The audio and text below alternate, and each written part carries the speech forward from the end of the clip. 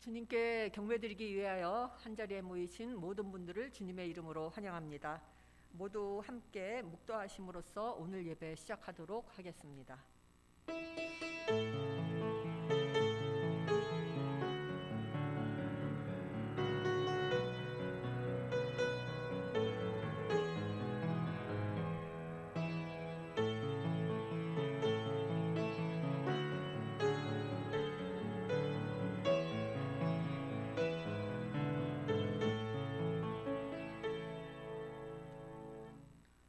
여호와의 율법은 완전하여 영혼을 소송시키며 여호와의 증거는 확실하여 우둔한 자를 지혜롭게 하며 여호와의 교훈은 정직하여 마음을 기쁘게 하고 여호와의 계명은 순결하여 눈을 밝게 하시도다. 여호와를 경외하는 도는 정결하여 영혼까지 이르고 여호와의 법도 진실하여 다 의로우니 금 곧 많은 순금보다 더 사모할 것이며 꿀과 송이꿀보다 더 달도다. 나의 반석이시요 나의 구속자이신 여호와여, 내 입의 말과 마음의 묵상이 주님 앞에 연락되기를 원하나이다. 아멘.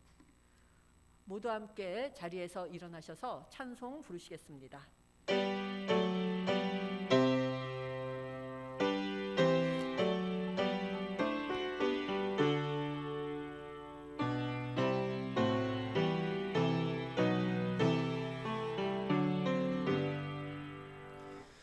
다 찬양하여라 전능왕 창조의 주께 내 혼아질 찬양 영광과 구원의 주님 성도들아 주 앞에 이제 즐겁게 찬양하여라.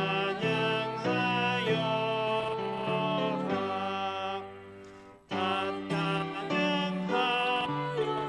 놀라운 만유의 주께 포근한 날개 밑에 품어 주시는 주님 성도들아 주님의 뜻 안에서 내 소원 다 이루리라. 다 찬양하여라. 온 몸과 마음을 바쳐 이 세상 만물이 주 앞에 다 나와 찬양 성도들아 기쁘게 소리 높여 영원히 찬양하여라.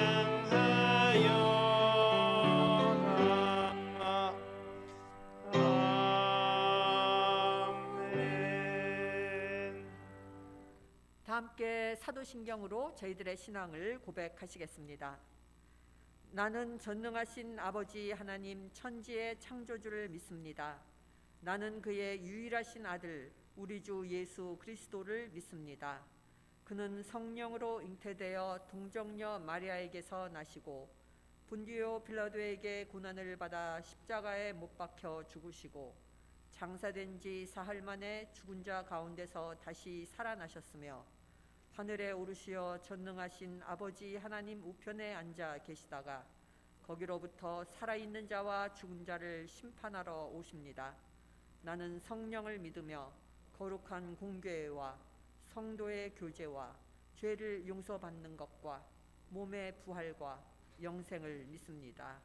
아멘. 다 함께 교독문 시편 136편 교독하시겠습니다. 여호와께 감사하라. 그는 선하시며 그 인자하심이 영원함이로다.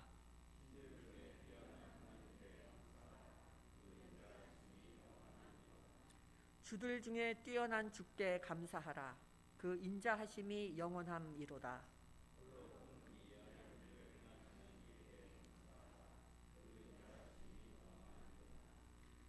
지혜로 하늘을 지으신 이에게 감사하라. 그 인자하심이 영원함이로다.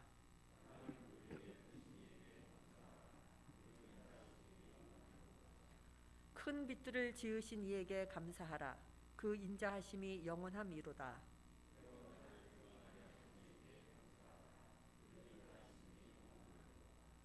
달과 별들로 밤을 주관하게 하신 이에게 감사하라. 그 인자하심이 영원함이로다.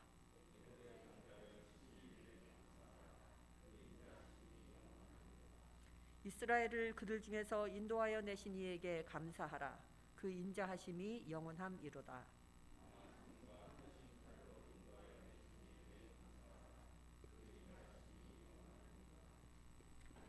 이 시간은 저희들이 하나님과 이웃을 향해 지은 저희들의 죄를 고백하며 침묵 기도를 드리시겠습니다.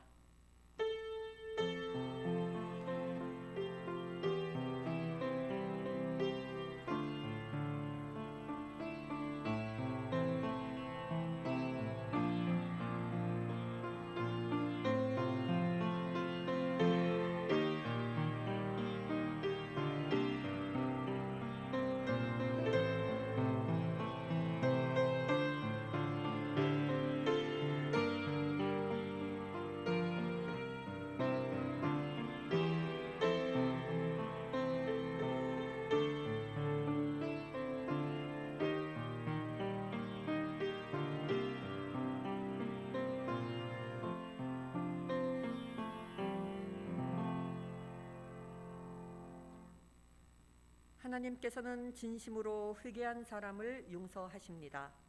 그러므로 예수 그리스도 안에 있는 사람은 정죄당하지 않습니다. 그것은 예수 그리스도께서 우리를 죄와 죽음의 세력에서 해방시키셨기 때문입니다. 그러므로 나는 성부와 성자와 성령의 이름으로 지금 우리가 고백한 모든 죄가 용서받았음을 선언합니다. 아멘. 자리에 앉아 주시기 바랍니다. 찬송 413장 부르도록 하시겠습니다.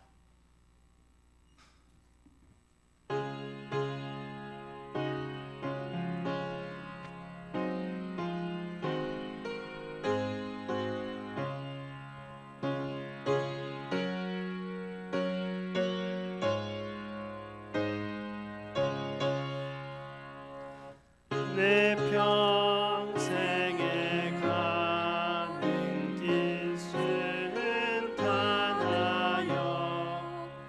늘 잔잔한 강 같든지 큰 팽파로 무섭게 어렵든지 나의 영혼은 늘 편하다. 내 영혼 평안해. 내 영혼 평안해. 저마 귀는 우리를 삼키려고 입 벌리고 달려와도 주 예수는 우리의 대장 되니 끝내 싸워서 이기리라. 내 영혼 평안해. 내 영혼 평안해. 내 죄 주홍빛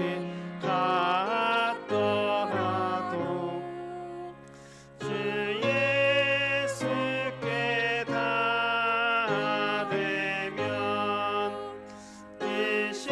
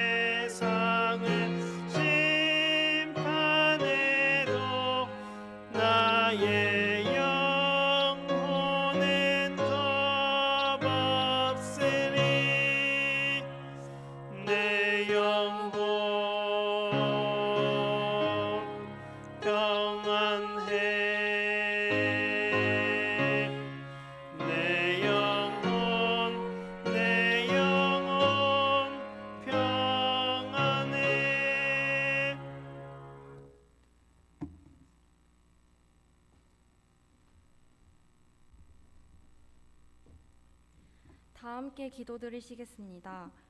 사랑이 많으신 하나님, 오늘도 거룩한 주일에 주님 앞에 나오게 하심에 감사드립니다. 주님, 지난 한 주를 살며 주님께 부끄러운 모습을 많이 보여드렸습니다. 세상의 가치관을 가지고 하나님 나라보다 다른 것을 더 갈망했습니다. 그런 지난 저희의 모습을 회개합니다. 그러나 이렇게 부족함이 많은 저희를 항상 사랑과 인내로 보듬어 주시고 다시 주님께 돌아갈 수 있게 해주셔서 감사합니다. 저희가 매일 하나님과의 교제를 기뻐하고 사모하며 신앙생활을 잃지 않도록 인도해 주세요. 그래서 말씀과 기도로 무장해 이 세상에서 승리할 수 있도록 도와주세요. 주님, 저희가 저희 자신만을 위해 기도하는 것이 아니라 고통 가운데 있는 민족들을 외면하지 않고 그들을 위해 진심으로 기도할 수 있도록 인도해 주세요. 전쟁과 질병, 가난 등으로 고통받고 있는 자들을 그들과 함께 해주시고 지켜주세요. 또한 우리가 우리 주변의 이웃과 세상을 위해 항상 기도할 수 있는 마음을 주세요. 정죄가 아닌 사랑의 눈으로 다른 이들을 보며 기도할 수 있게 해주세요. 주님, 현재 복음 전파를 위해 많은 것들을 포기하신 선교사님들이 계십니다. 선교사님들을 통해 복음이 잘 전파될 수 있도록 도와주시고 선교사님의 가정 가운데 함께 하셔서 그들의 건강을 지켜주시고 하나님 안에서 평안을 누릴 수 있게 하여 주시옵소서. 대학교회를 위해 수고해 주시는 목사님, 전도사님, 선생님을 비롯한 많은 분들이 계십니다. 그분들 가운데 언제나 주님의 은혜가 가득 넘치도록 함께하여 주시고 사역에 어려움이 없도록 도와주세요. 오늘 박정진 목사님께서 설교를 해주실 때 목사님께 성령의 은혜가 역사하고 저희의 마음을 열어주셔서 설교를 통해 주님의 은혜와 진리를 깨닫게 하여 주세요. 저희 모두가 지금 이 예배를 온전히 주님께 드릴 수 있도록 인도하여 주세요. 예수님의 이름으로 기도드립니다. 아멘.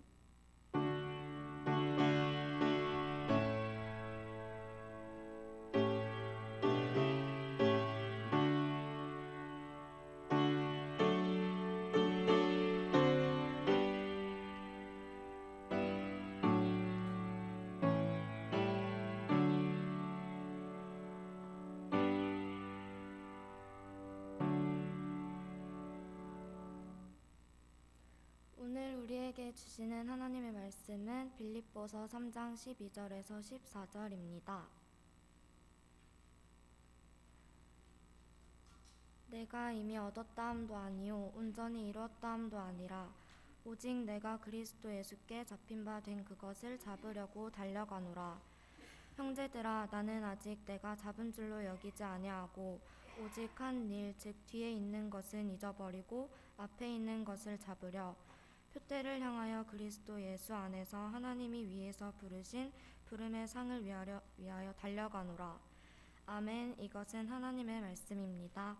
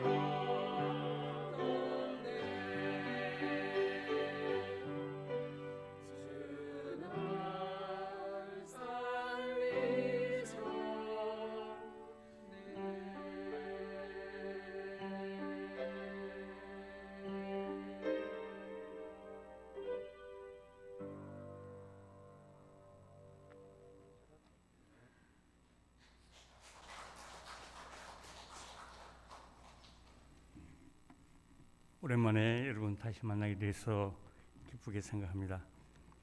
이제는 한 달에 한 번 설교하는 것도 제게는 굉장히 부담이 된다는 생각을 언제부턴가 자꾸 하게 됩니다.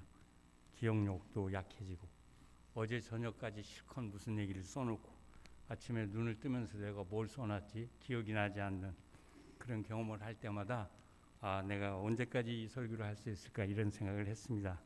어쨌든 아직까지는 그래도 여러분과 이런 귀한 말씀을 나눌 수 있는 상태에 있게 된 걸 감사하게 생각하면서 늘 생각하는, 그러나 우리가 잘 알고 있지만 다시 한번 마음에 새기는 그런 말씀을 가지고 오늘 말씀을 나눠보려고 합니다. 제가 은퇴를 하고 나서 제가 지금까지 했던 여러 가지 사역들을 생각하면서 그 안에 감추인 주제라고 할까요? 그게 뭘까 이런 생각을 많이 했습니다.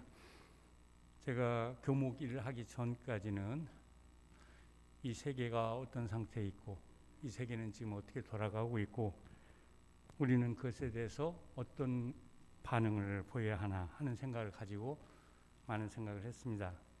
그러나 이 설교를 하고 또 기독교에 관해서 강의를 하는 그리고 교회를 섬기는 그런 일을 하면서부터 나도 모르는 사이에 도대체 우리가 신앙인으로 살고 있는데 이 신앙이라는 것이 우리에게 어떤 도움을 주는 건가, 오늘처럼 많은 변화가 이렇게 있고 오늘까지도 괜찮은 것들이 내일이 되면 의미를 갖지 못하는 그런 세상에서 이제 우리가 신앙을 갖고 산다는 게 뭘까 하는 생각, 그런 고민을 많이 하게 됐습니다. 그러면서 은퇴를 하면서 깨닫게 된 건 이 신앙이라고 하는 것은 세상의 변화 안에서 분명 의미도 있지만 세상의 변화에도 불구하고 그것을 뛰어넘어서 우리 삶의 어떤 큰 의미와 삶의 방향을 주는 그런 거라는 사실을 다시 깨닫게 됐습니다. 신앙이라는 건 그 안에 여러 가지 진리의 차원을 가지고 있지만 그러나 우리가 의미 있는 신앙생활을 정말 하려고 한다면 뭔가 이 신앙이 갖고 있는 본질적 의미라고 할까요? 그것에 대해서 깊이 생각하지 않으면 이 신앙의 맛을 알지 못하고 신앙생활을 하게 되는 거 아닌가 하는 생각을 하게 됩니다. 그래서 오늘은 특별히 신앙과 관련해서 우리 모든 사람에게 모범적인 어떤 삶을 보여주었던 사도 바울의 신앙적 삶을 생각하면서 우리 신앙인들이 유념해야 하는 그 신앙의 핵심적인 요인과 그 의미를 좀 생각하는 그런 시간을 가지려고 합니다. 많은 사람들이 이제 한국에도 신앙생활을 하고 있고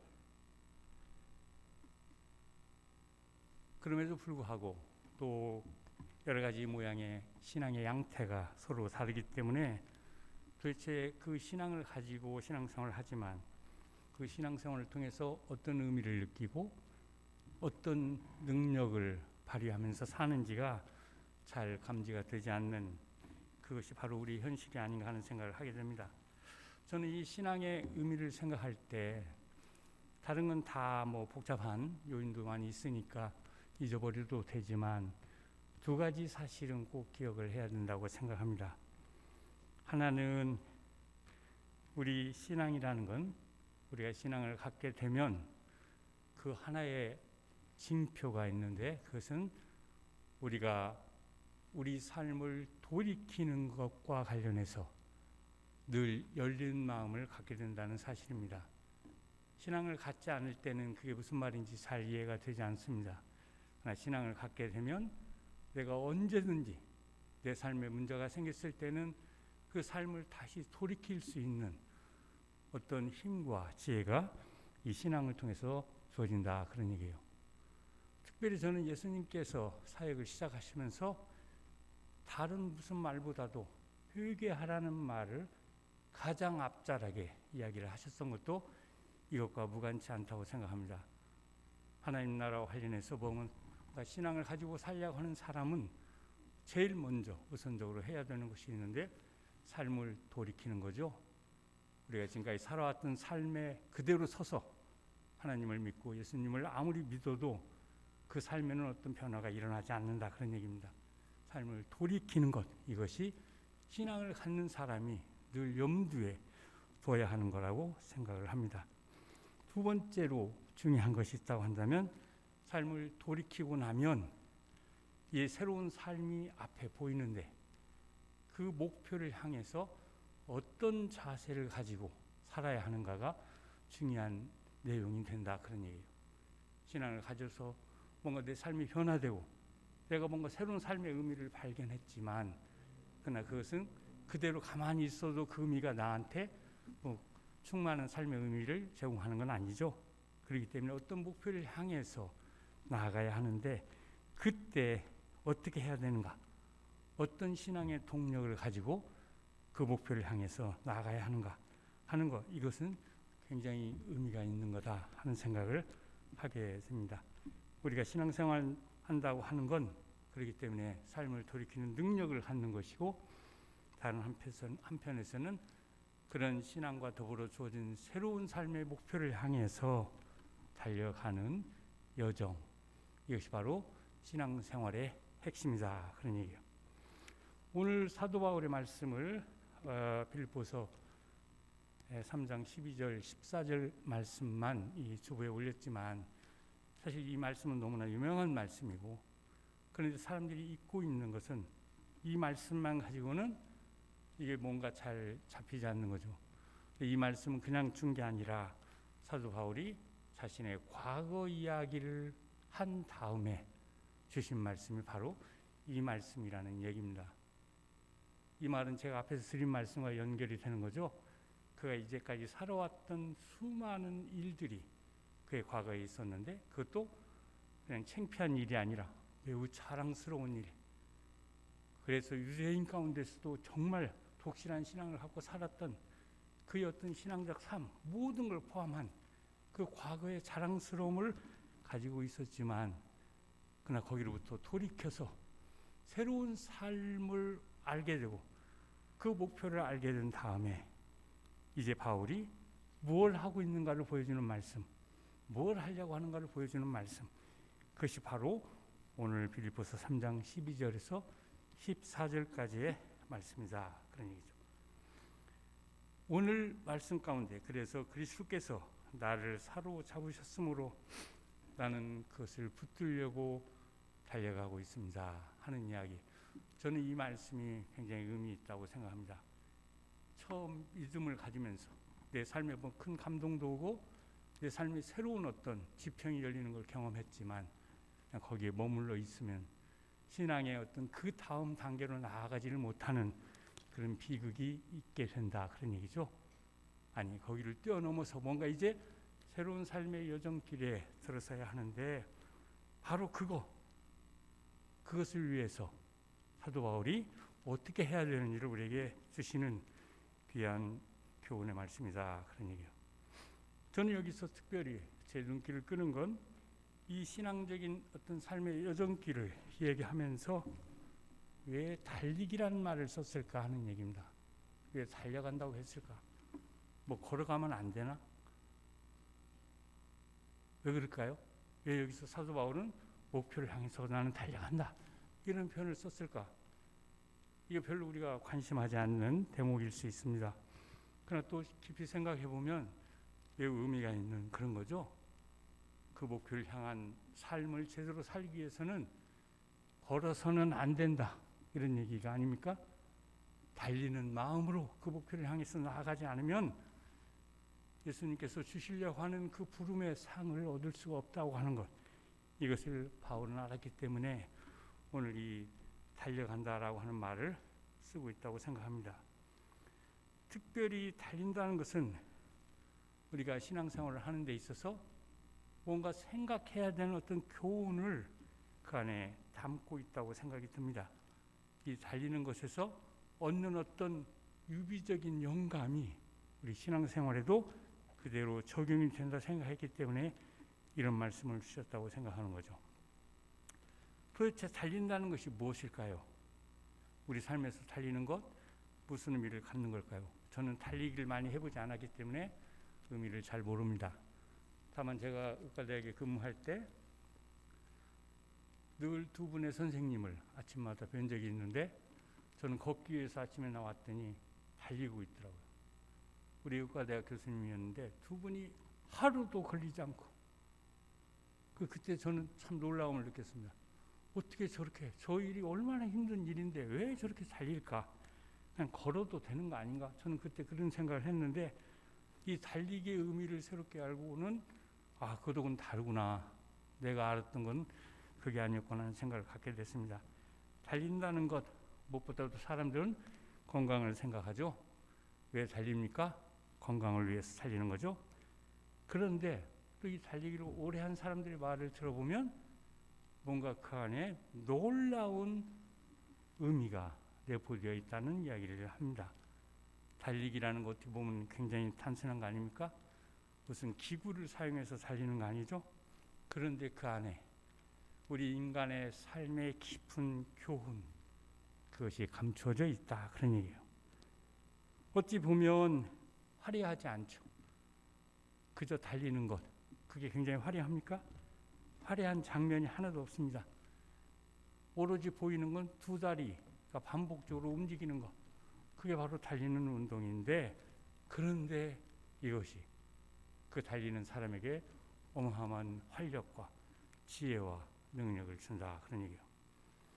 그래서 이 삶의 교훈이 내포된 이 달리기 때문에 사람들이 많은 얘기를 하는데, 특별히 어떤 분은 이 달리기는 삶의 깊은 교훈이 내포된 철학이다, 이런 말을 하고 있어요. 철학이라는 건 공부를 해도 배우기 힘든 건데 달리기를 하다 보니까 철학을 알게 됐다는 거죠. 뿐만 아니라 우리 삶을 새로운 활력으로 채우는 그런 놀라운 무엇이 달리기를 통해서 주어지더라, 그런 얘기죠. 또 어떤 분은 이런 얘기합니다. 달리기라는 게 뭐냐? 인류가 생겨나면서부터 시작했던 생존에 필요했던 거다. 그러니까 이 달리기는 우리 인간에게 매우 중요한 의미를 갖는 거다, 그런 얘기를 해요. 틀린 말이 아닙니다. 특별히 이 달리기를 통해서 달리다 보면 자기 잃어버렸던 삶의 활력도 되찾고 또 그 안에서 뭔가 새로운 생각도 얻게 되는 그런 경험을 하게 되기 때문이죠. 그래서 언젠가 외국 영화가 우리 안에서 한번 상영됐던 적이 있는데 그 제목이 좀 이상합니다. 포레스트 검프라고 하는 영화입니다. 포레스트 검프. 저도 언뜻 그 영화를 보았던 기억이 있는데 남은 인상은 별로 재미가 없었다, 그런 얘기했어요. 그냥 왜 이런 영화를 만들었을까 이유를 알 수가 없었습니다. 주인공이 하는 일이라는 건 달리는 거예요. 오늘 또 달리고 내일 또 달리고. 그런데 이상하게 이 달리는 걸 본 사람들이 다 이 사람을 따라서 또 달리고 있습니다. 그러면서 감동을 주는 거예요. 도대체 이게 뭔가? 그때 영화를 보면서도 정말 재미가 없는 좀 바보 같은 사람이 하니까 사람들이 재밌어서 따라가다가 달리기를 통해서 뭔가 새로운 걸 얻었기 때문에 그런가, 그런 아주 단순한 생각을 했던 적이 있습니다. 그런데 언젠가 우리 한국을 방문했던 독일의 외무부 장관을 지냈던 사람이 있습니다. 나중에 이제 부총리까지 했던 분인데 요슈카 피셔라고 하는 사람인데, 이분은 이제 제가 독일에서 공부할 때 상당히 그린애라고 그러죠. 녹색 땅에 막 제가 공부할 때 생겨나기 시작했는데 그 당 안에 속하면서 굉장히 능력을 발휘해가지고 아주 훌륭한 그런 위치에 올라갔던 사람. 근데 그분이 이제 우리 한국을 한번 방문해서 여기서 좀 지내고 이렇게 갔는데 그때도 이분이 아침마다 뭐 달리기를 했던 그런 것들이 뉴스에 반영되기도 했습니다. 특별히 이분이 이제 이런 달리기와 관련해서 책을 한 권 쓴 것 같습니다. 그런데 보니까 이분은 고등학교를 중퇴한 분이에요. 독일로 하면 김나지움이라고 그러죠. 중고등학교가 함께 합쳐 있는 과정입니다. 김나지움을 중퇴하고 젊은 날에는 인생의 밑바닥을 헤맸던 그런 사람이었다고 합니다. 그래서 나중에 뭐 배운 것도 별로 없고 그래서 택시 운전사를 했던 사람, 그게 요시카 피셔였다고 합니다. 그런데 이 사람이 어떤 계기를 통해서 정치에 입문을 해서 35세 되던 나이에 연방의회의 국회의원이 되었답니다. 그리고 그 후에 그 주 환경장관, 이게 각 주마다 또 정부가 구성되어 있는데 거기서 환경장관의 역할로서 정치의 삶을 사는 그런 길을 걷다가 나중에 그것이 너무 이제 좋은 성과를 내면서 부총리가 되었던 사람, 유시카 피셔라고 하는 사람입니다. 그는 1m 81cm 키를 가지고 있고 75kg의 몸무게를 가졌던 매우 건장한 그런 사람이었다고 하는데, 과중한 정치에 시달리다 보니까 큰 스트레스를 받게 되고, 그리고 그 스트레스가 그로 하여금 먹고 마시는 일에 탐닉하게 하면서 몸무게가 112kg으로 늘고, 그래서 매우 뭔가 어려운 그런 지경에 빠지게 되었다고 합니다. 특히 이 과체중이 그를 삶의 큰 위기로 몰고 갔다고 하는데, 그 누구보다도 사랑했던 부인이 당신 같은 뚱뚱이하고는 도저히 못 살겠다, 그래서 이혼을 요구하게 되고, 결국 파혼을 당한 이 요시카 피셔는 완전히 폐인이 되어가는 그런 삶의 길로 이렇게 들어가게 됐다는 거죠. 오랫동안 그런 무의미한 생활을 하다가 그가 어느 날 새로운 결심을 하게 되는데, 바로 이 결심을 하면서 그가 택했던 한 가지 위기 극복의 방법으로 택했던 것이 있었는데, 그것이 바로 달리기였다고 합니다. 내가 이제부터 뭘 하지? 가진 것도 없고 기술도 없고 아무것도 없어. 할 수 있는 게 있을까? 그러다 떠오른 것, 아무것도 없이도 할 수 있는 것, 그게 달리기였다. 그래서 달리기를 시작했는데, 이상하게 갑자기 달리기를 하면서 새로운 활력도 얻고 몸무게도 줄어들고, 그러니까 어떤 여성이 또 자기를 좋아하게 돼서 결혼도 다시 하게 되는 그런 행운을 맛보게 되고, 그러면서 모든 일이 풀려지는 그런 경험을 하게 됐다는 거죠. 그래서 그가 쓴 책 가운데서 사람들에게 자주 인용이 되는 대목이 있는데, 그 내용이 이렇다고 합니다. 시작이 가장 중요하다. 자세나 그 밖에 다른 어떤 것도 중요하지 않았다. 모든 것의 초점은 시작하는 것과 지속하는 것에 있었다. 며칠이 지나자 눈에 띄게 달라지는 것을 느꼈다. 가면 갈수록 내 몸에서 느껴지는 것이 완전히 예전과는 달랐다. 무아지경에서 흠뻑 땀을 흘리고 돌아오면 머릿속에 하늘나라 지도가 그려진다. 놀라운 얘기 아닙니까? 그냥 아침에 일어나서 열심히 뛰었는데 이렇게 엄청난 일을 경험하고 돌아왔다, 그런 얘기죠. 다른 무엇보다도 달리기를 하니까 하늘나라 느낌을 받는다. 이거 우리 예배 드리지 말고 다 나가서 지금 달리기를 해야 돼. 예배를 아무리 드려도 하늘나라 그 지도는커녕 뭐 생각도 안 나는데, 그러면 안 되는 거죠. 달리기를 했더니 하늘나라 지도가 그려졌다. 놀라운 거죠. 그런데 이게 진짜랍니다. 왜 그럴까요? 달리는 사람들 말을 들어보면 달리는 가운데 기분이 최고조로 고조돼서 느끼는 황홀감이 있다고 그래요. 기분이 막 황홀해진다는 거죠. 그것을 런너스 하이라고 합니다. 런너스 하이. 뭔가 막 업되는 거지, 막 자기도 모르는 사이에. 이건 마치 명상을 하면서 느끼는 그런 기분하고 유사하다, 그런 얘기합니다. 한마디로 고통과 힘든 것이 일순간 사라져버리고 마음의 평화와 기쁨이 생겨나는 그런 상태가 주어지더라, 그런 얘기입니다. 그래서 어떤 사람은 달리기를 위해서 집을 나설 때 그때는 문제를 안고 나섰지만 달리기를 끝내고 집으로 돌아올 때는 답을 가지고 돌아온다, 그런 말을 했어요. 문제가 있어서 달리기를 했는데 다시 달리기를 끝내고 돌아오니까 답이 얻어졌다, 그런 얘기죠. 이게 놀라운 얘기 아닙니까? 그러면서 이런 말을 또 남겼습니다. 나는 달린다. 고로 나는 생각한다.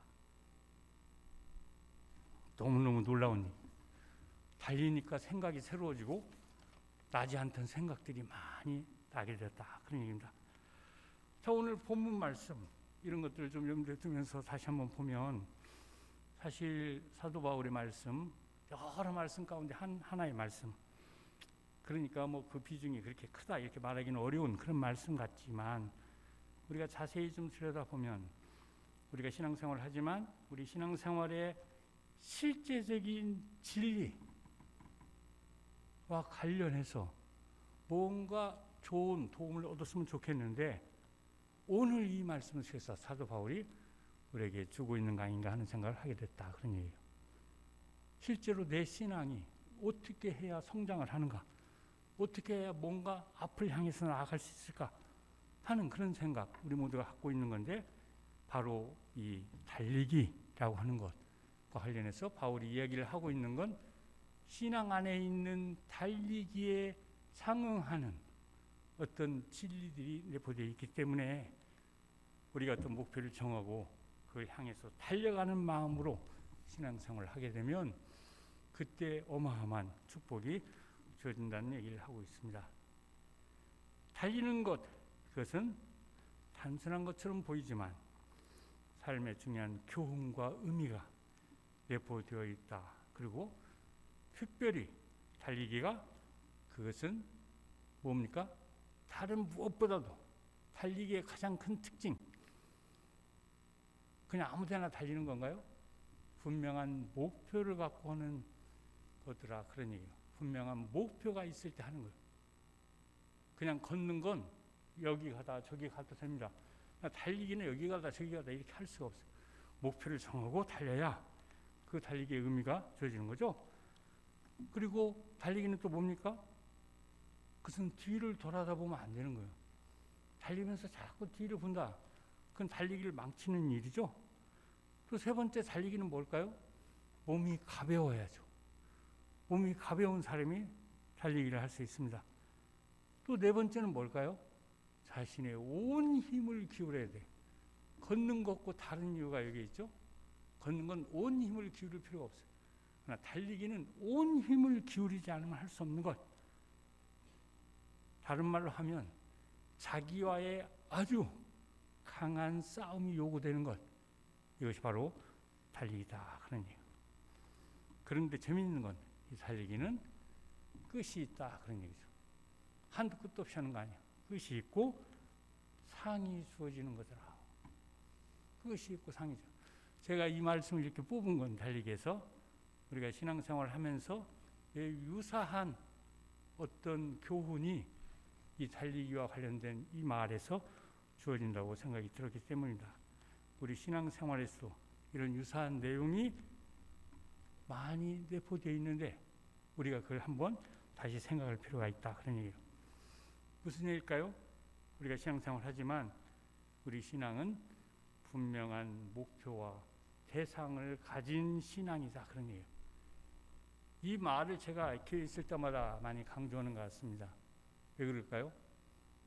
그냥 한국에는 많은 기독교인이 있는데 그냥 믿는 거예요. 그냥 무엇을 믿는지도 모르겠고 누구를 믿는지도 잘 모르겠어요. 그냥 믿어. 그냥 믿으면 복을 받는다, 이런 생각을 해요. 저도 시골에서 교회 다녀봤으니까 알잖아요. 그냥 믿는 거예요. 그냥. 그런데 사실 신앙처럼 그 목표가 분명한 무엇이 없어요. 여러분 모든 거 비교해 보세요. 신앙은 가장 분명한 것, 그것이 목표와 대상이에요. 이것이 흐려지면 신앙은 아무것도 아니야. 이것 때문에 신앙은 의미를 갖는 거죠. 내가 믿지만 사실은 그 대상에 의해서 이끌림을 받아야만 하는 것, 그것이 바로 신앙적 삶이기 때문입니다. 따라서 신앙을 한다는 것은 그냥 믿는 것이거나 나 좋아서 믿는 것이거나 덮어놓고 믿는 것 절대 아닙니다. 제가 이 말을 쓰는 건 많은 한국의 신앙인들이 자기가 좋아서 그저 믿고 덮어놓고 믿으면 된다, 이런 생각을 많이 가지고 있기 때문에 이 부분을 강조하는 겁니다. 분명한 대상을 가지고 하는 그런 믿음의 삶이다, 그런 얘기예요. 근데 바로 이 믿음의 대상이 누구냐? 대상이 모든 행위에서 여러 가지가 있을 수 있죠. 우리 머리로서는 도저히 상상할 수 없는 그분이 우리의 믿음의 대상인 거죠.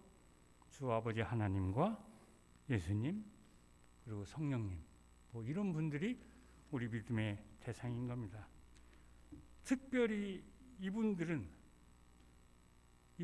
다른 무엇보다도 우리 삶의 근원과 목표를 규정할 수 있는 분들이죠. 이 세상에 우리가 갖고 있는 관계 속에서 내 삶의 목표와 근원을 규정할 수 있는 관계가 어디에 있을까요? 우리가 공부를 많이 하면 그게 주어집니까? 이 세상에 아무 데도 있지 않습니다. 그런데 우리가 신앙의 대상으로 삼고 있는 주 아버지 하나님, 예수님 이런 분들은 우리 삶의 목표와 근원을 규정해주는 그런 분이기 때문에 이분을 우리 신앙의 대상으로 삼았다고 하는 건 사실은 그것 자체만으로도 엄청난 축복을 받은 거다 이렇게 말씀드릴 수가 있습니다.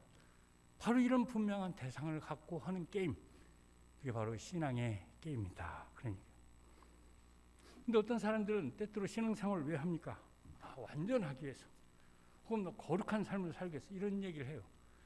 틀린 말은 아닐 수 있지만 그러나 이것은 2차적이라고 저는 생각합니다. 1차는 왜 해요? 내가 믿는 그 대상에 붙들리기 위해서, 그 대상과의 교제 속에 들어가기 위해서 신앙을 갖는 거죠. 그 다음에 내가 거룩해지든지, 그 다음에 내가 뭔가 남다른 사람이 되는 것, 그건 두 번째.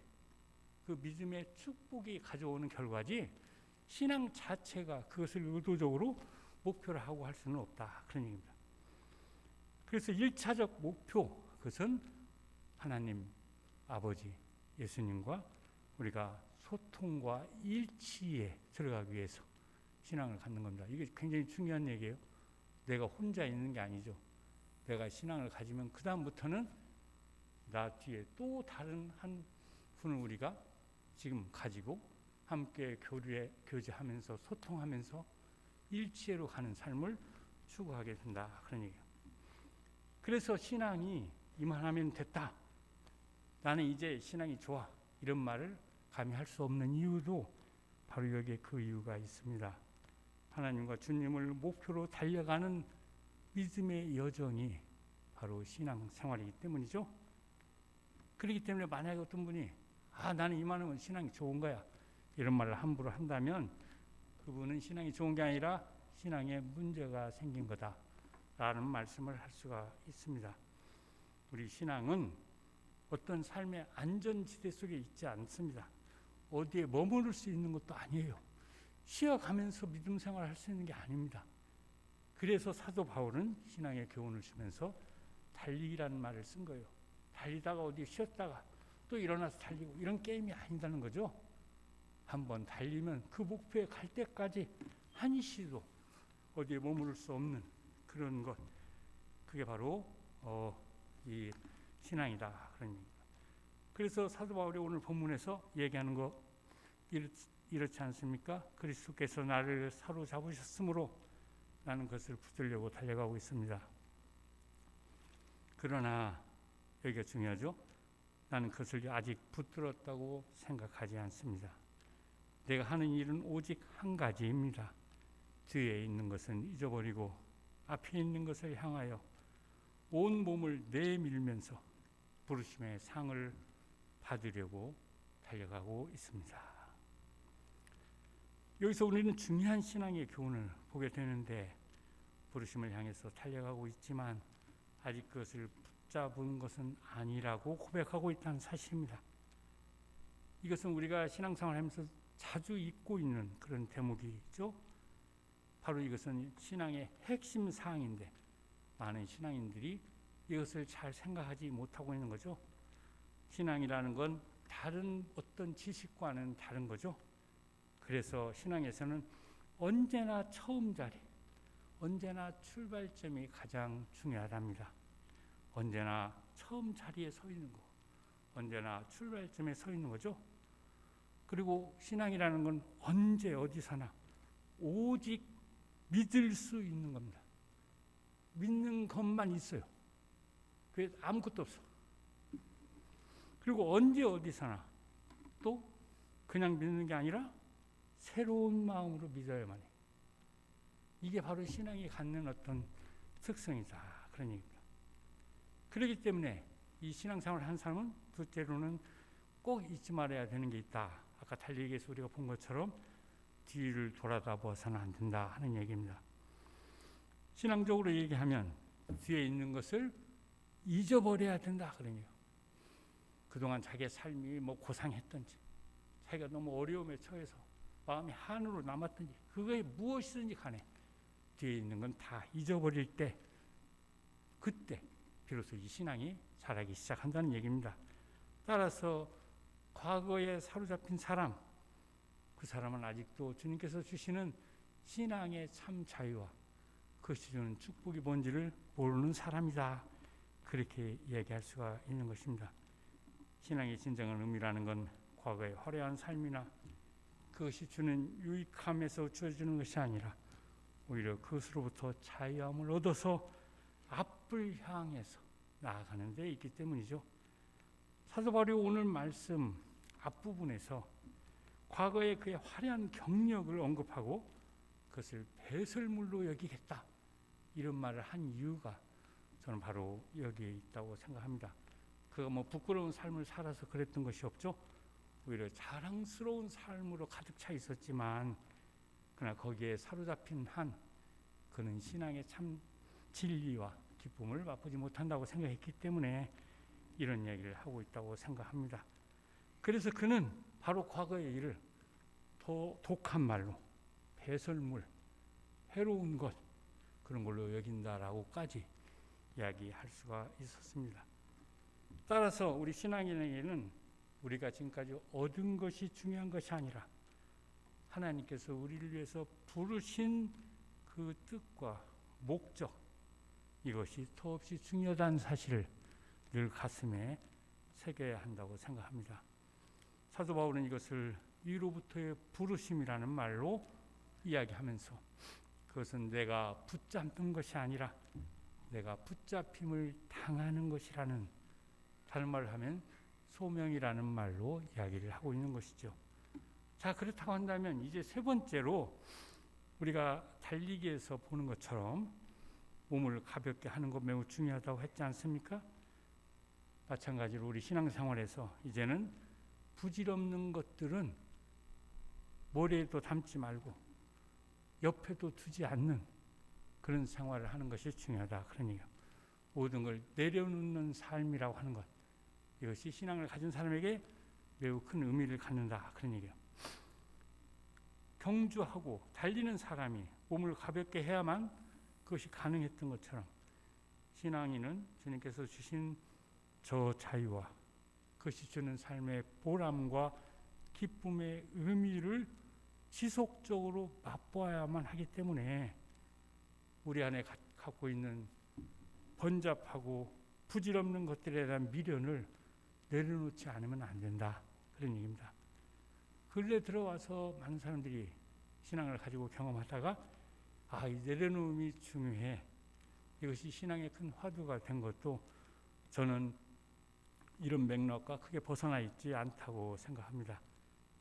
내려놓음 없이 신앙생활을 의미 있게 이어간다고 하는 것, 저는 도대체가 불가능하다고 생각되는 거고, 오랜 신앙생활에도 불구하고 내 안에 참된 삶의 기쁨과 열매가 없다고 한다면 내가 아직도 뭔가 내려놓지 않기 때문에 그렇다는 사실을 깨닫는 것 매우 중요하다고 생각합니다. 자, 그렇다고 한다면 이제 넷째로 신앙에 있어서 가장 중요한 게 뭐냐, 그 삶의 주제를 다시 확인해 보면 이 신앙은 이런 모든 걸 참작해 보면 결국 자기 자신과의 싸움이라는 걸 알게 된다 그런 얘기예요. 저 집사님 때문에 나는 이 신앙생활 못하겠어, 이런 얘기를 해서는 안 된다 그런 얘기죠. 우리 집사람 때문에 나는 신앙 못해, 이런 얘기는 아무 의미가 없는 말. 신앙은 오로지 자기 자신과의 싸움. 내가 갖고 있는 많은 문제 이걸 다 내려놔야만 그때 비로소 신앙의 참 의미, 참 어떤 그 능력의 세계로 들어갈 수가 있다. 한마디로 나와 하나님 사이의 관계, 그가 하나만을 가장 귀하게 여기는 것, 이것이 바로 신앙생활의 핵심이다, 그런 얘기예요. 특별히 이런 맥락에서 우리가 생각할 수 있는 것, 신앙인은 특히 아브라함의 소리가 보는 거지만 그는 과거 속의 자기와 미래 속의 자기 사이에서 어떤 결단을 행함으로써 신앙의 아버지가 된 분 아닙니까? 그가 고향을 떠난 것, 왜 떠났을까요? 과거로부터 자유롭지 않는 한 그는 새로운 신앙의 맛을 볼 수 없다 생각했기 때문에, 그리고 집을 떠나면서 그는 새로운 삶의 미래를 얻을 수 있다고 생각했기 때문에 떠났다고 생각이 됩니다. 그렇기 때문에 우리 인간에게 있어서 새로운 존재 혹은 삶, 그것은 자기를 돌이켜 발견하지 않고는 주어지지 않는 것이라고 생각합니다. 그런 점에서 우리 신앙인에게는 임의가 아니라 아직 아니가 더 중요한 무게를 갖는다, 그런 얘기예요. 이런 맥락에서 주님께서 주셨던 교훈이 있죠. 먼저 된 자가 나중되고 나중된 자가 먼저 된다. 하나님을 믿게 된 사람이 늘 긴장하면서 깨어 있어야 하는 이유가 여기에 있습니다. 깨어 있다고 하는 것은 그렇기 때문에 단지 신앙의 한 덕목이 아니라 건강한 신앙 생활의 근본과 전체를 보여주는 바로미터 같은 것이라고 여겨집니다. 그러나 이런 어려운 모든 것에도 불구하고 신앙인에게 주어지는 다행스러운 축복이 있죠. 이게 뭡니까? 쉽지 않은 힘든 달리기를, 다름질을 견뎌낸 사람에게 끝이 있고 상이 주어지는 것과 같이 우리 믿음의 여정도 결국 끝이 있고 상이 주어지더라. 특별히 신앙인에게 주어지는 상, 부르심의 상이라는 말로 바울은 말하고 있습니다. 그리고 그 상은 무슨 하나님에 의해서 주어지는 그런 거기 때문에 의의 면류관과 같은 그런 것이다 하는 얘기를 바울은 다른 성서죠 디모데에게 보낸 편지에서 말하고 있습니다. 나는 선한 싸움을 다 싸우고 나의 달려갈 길을 마치고 내 믿음을 지켰으니 이제 후로는 나를 위하여 의의 면류관이 예비되어 있고, 이것은 나만이 아니라 주의 오심을 사모하는 모든 사람에게 주어지는 상이다 하는 얘기를 디모데후서 4장 7절 8절에서 이야기를 하고 있습니다. 우리 신앙인이 남다른 사람이고 또 남다른 사람이어야 하고 남다른 사람일 수밖에 없는 이유가 저는 여기에 있다고 생각합니다. 우리 신앙인은 근본적으로 정체성이 다르고 삶의 목적이 다르고 또 하나님의 위로부터의 부르심을 가진 사람이기 때문이죠. 어떤 분이 나한테 준 칭호가 아닙니다. 위로부터 우리는 알 수 없는 존재의 근원이 되신 주 하나님께서 우리를 부르심으로써 우리가 믿게 되었기 때문에 우리는 그분을 향해서 달려가지 않을 수가 없는 겁니다. 특별히 한 해가 저물고 있고 또 우리가 돌아보면 매우 힘든 삶을 살아왔던 한 해, 코로나 이후로 우리가 모두 느끼는 그런 감정이라고 생각이 듭니다만, 그럼에도 불구하고 오늘처럼 우리가 이렇게 모여서 또 하나님 말씀 함께 나누는 것, 저는 큰 의미가 있다고 생각합니다. 미래가 어떻게 전개될지 우리는 모르지만 분명한 것은 하나님의 부르심을 향해서 달려나가는 우리 모두가 될 때 우리에게 정말 큰 삶의 기쁨과 의미와 하나님의 축복이 함께하리라 믿습니다. 이런 축복이 교우 여러분 모두에게 함께하길 기원합니다. 우리 함께 기도하겠습니다. 좋으신 하나님, 한 해도 또 이렇게 여러 가지 우여곡절을 겪으면서 달려왔습니다. 이에 올해가 저무는 이 시기에 다시 한번 주님께서 우리를 부르신 그 귀한 부르심을 생각하며 사도 바울의 말씀을 묵상했습니다. 부족한 저희들 주님 다시 한번 깨워주시고 특별히 우리에게 주신 그 귀한 신앙 다시 한번 그 힘을 느끼고 그 의미가 우리 안에서 살아 생동하는 귀한 축복으로 저희를 이끌어 주옵소서. 이 자리 많은 사람이 아직 참여하지 못했지만 어디에 있든지 함께 해주시고 특별히 이 가운데서 여러 가지 어려움과 병으로 인해서 힘들어하는 많은 교우들에게 주께서 같이 하셔서 그 모든 난관을 넉넉하게 뚫고 이겨내는 귀한 신앙의 사람 될 수 있게 해 주옵소서. 모든 말씀 예수님의 이름으로 기도합니다. 아멘.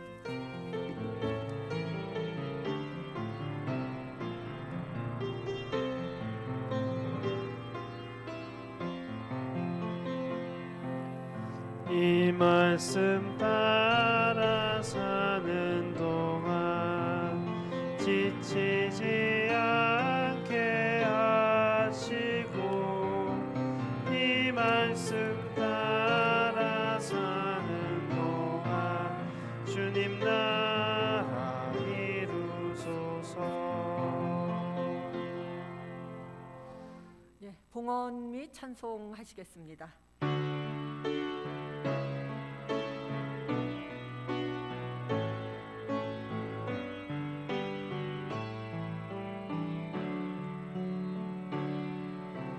내게 있는 양육옥합 주께 가져와 그 발 위에 입 맞추고 깨드립니다. 주님 다시 이 땅 위에 임하실 그때 주의 크신 사랑으로 날 받아주소서.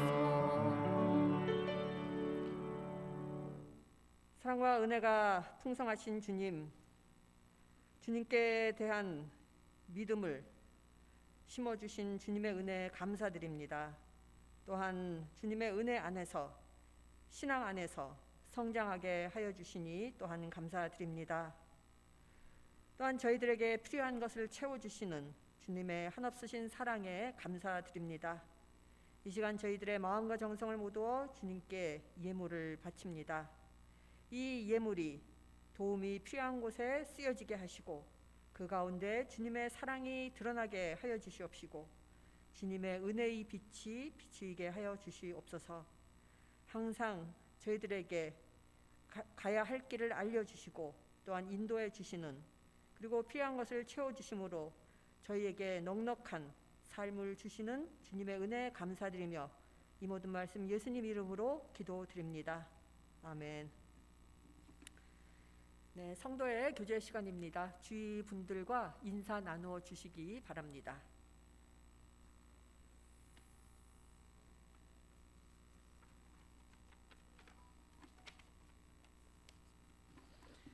예, 교회 소식 몇 가지 알려드리겠습니다. 먼저 오늘 귀한 설교로 함께해 주신 박정진 목사님 감사드립니다. 그리고 지난 수요일 기독학생 연합 집회를 코로나 이후 오랜만에 처음으로 성공적으로 잘 마칠 수 있었습니다. 이를 위해 기도해 주신 교우님들께 감사드립니다. 네, 다음 주일은 추수감사 주일로 전교인 연합 예배 및 학생 초청 예배로 드려집니다. 추수감사절이기 때문에 강단을 감사 헌물로 장식할 예정인데요. 이와 관련하여서 송화재 목사님께 연락 주시면 되겠습니다. 제가 교회 단톡방에서 알려드렸지만은 송화재 목사님은 10월 달에 이미 목사님 안수를 받으셨지만은 주보에는 전도사로 그렇게 기록을 해놓고 있는 이유가 송화재 목사님의 목사 안수는 대학교회에 굉장히 의미가 큽니다. 왜냐하면은 처음으로 청빙을 대학교에서 해서 목사로 세우심을 받은 그러한 케이스이기 때문에 11월 24일 목사 안수식이 지나면 공식적으로 교단에서 인정하는 대학교의 소속 목사님으로 이제 목회 활동을 하시게 됩니다. 그래서 그 시점을 후세에 알리기 위하여 11월 24일 이후 주보와 교회 기록에서는 목사로 이제 칭호가 변경될 예정입니다. 그렇지만 지금 또 이제 보시면은 목사님이라고 하셔도 무방하겠습니다. 예, 마가렛 사회복지회에서 사랑들 김신청을 받습니다. 매해 추수감사 이 무렵이면은 이러한 행사를 하시는 것 같은데요. 여기서 나온 수익금은 사랑들 장애인 분들의 복지 향상을 위해 사용된다고 합니다. 신청을 어떻게 하셔야 하는지 등 자세한 안내 사항은 곧 교회 홈페이지 그리고 카카오톡을 통해서 안내 드리도록 하겠습니다. 관심 있으신 분들은 교회 홈페이지와 카카오톡을 보시면 되겠습니다.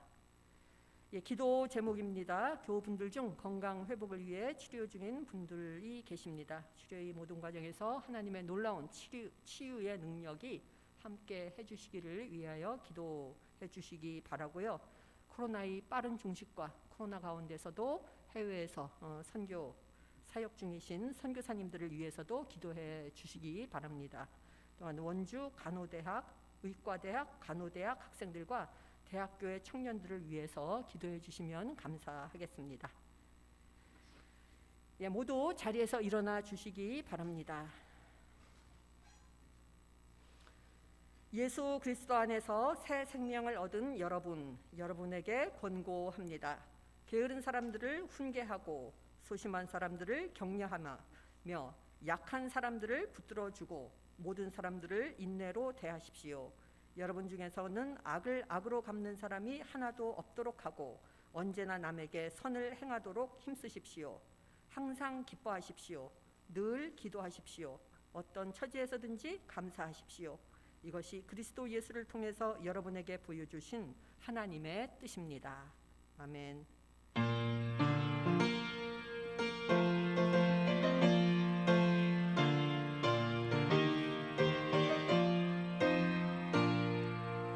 천성을 향해 가는 성도들아 앞길에 장애를 두려워 말라. 성령이 너를 인도하시리니 왜 지체를 하고 있느냐. 앞으로 천성을 향해 나가세. 천성들만 바라고 나가세. 모든 천사 너희를 영접하려 문 앞에 기다려서 있네. 가는 길을 누가 비우거든 확실한 증거를 보여주어라. 성령인지 감화하여 주사 그들도 참 길을 찾으리. 앞으로 천성을 향해 나가세. 천성들만 바라고 나가세. 모든 천사 너희를 영접하려 문 앞에 기다려서 있네. 가는 길을 모두 가기 전에 내 손에 든 검을 꽂지 말아라. 저마디 흉계 모두 깨뜨리고 끝까지 잘 싸워 이겨라. 앞으로 천성을 향해 나가세. 천성문만 바라고 나가세. 모든 천사 너희를 영접하려 문 앞에 기다려서 있네.